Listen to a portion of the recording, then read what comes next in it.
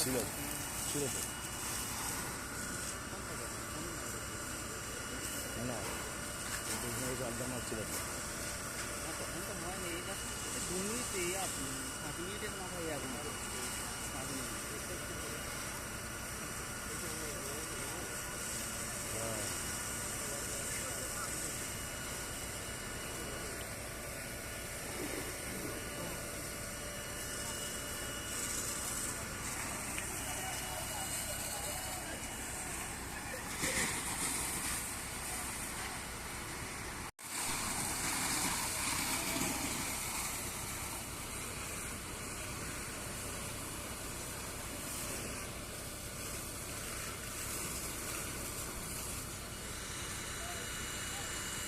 মামা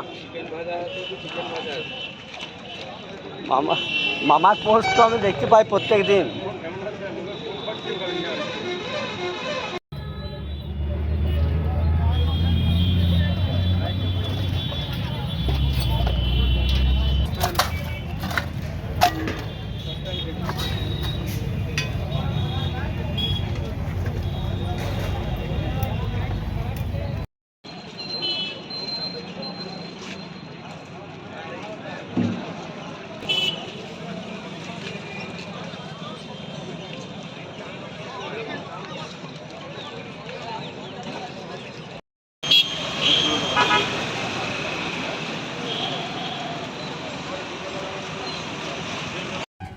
কিসের দোকান?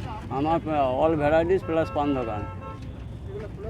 কি হয়েছে জিনিসটা? আমি রাত্রি 11টার সময় যখন বন্ধ করে দোকান থেকে বাড়ি যাই তখন থেকে কোনো কিছু নাই, যে হঠাৎ খবর পাই রাত্রি 2টা বাজবে 3টে বাজবে, এসে দেখছি যে আগুনে সমস্ত পুড়ে ছাই হয়ে গেছে। দোকানে কোনো মাল নেই, কুমকি যাচ্ছিল সব পুড়ে গেছে, কিচ্ছু নেই। কিচ্ছু নেই। কি আইটেম ছিল তো? মানে পান ছিল, তারপরে তেল, সাবান, অল ভ্যারাইটিস আর কি। আনুমানিক কত টাকার মাল ছিল? মোটামুটি 1.5 লাখ 2 লাখ টাকা হবে।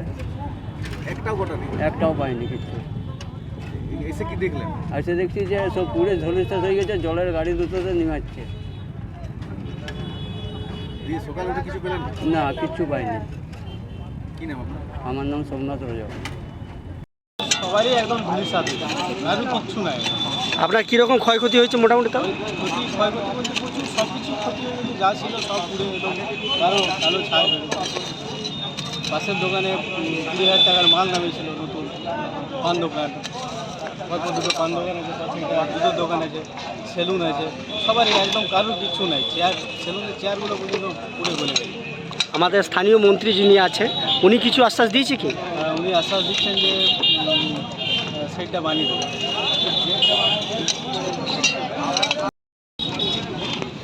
কালকে রাতে যে আগুনটা ধরেছে ওই একটা ছোটো মার্কেট বাঁকের মোড়ে, এই বিষয়ে কত কি জানেন? কালকে ভোর রাতে আগুন ধরেছে প্রায় 2:30-3টে নাগাদ। এখানে মোটামুটি 15টার মতো দোকান ছিল। এক সাইড থেকে 15টা দোকানই প্রায় পুরো ছাই হয়ে গেছে।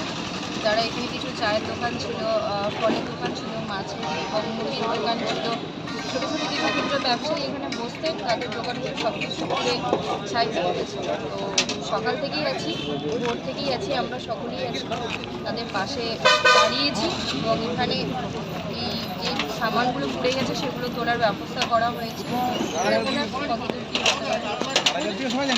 পুনর্বাসন কিছু হবে কি বলে মনে হচ্ছে? কিছু সেট ফ্যাক্টরি করে দেওয়া বা এদের কিছু চিন্তা ভাবনা কিছু?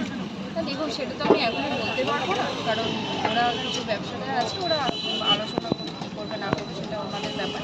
সর্বোপরি আমার বিধানসভার, আমি এই বিধানসভার বিধায়ক আছি, বিধায়ক হিসেবে যেটুকু পাশে দাঁড়াবার, যে জিনিসগুলো করণীয় আমি সেইগুলো অবশ্যই ওনাদেরকে সহযোগিতা করবো এবং বিধায়ক হিসেবে আমি পাশে থাকবো, করণীয় কাজ করবো।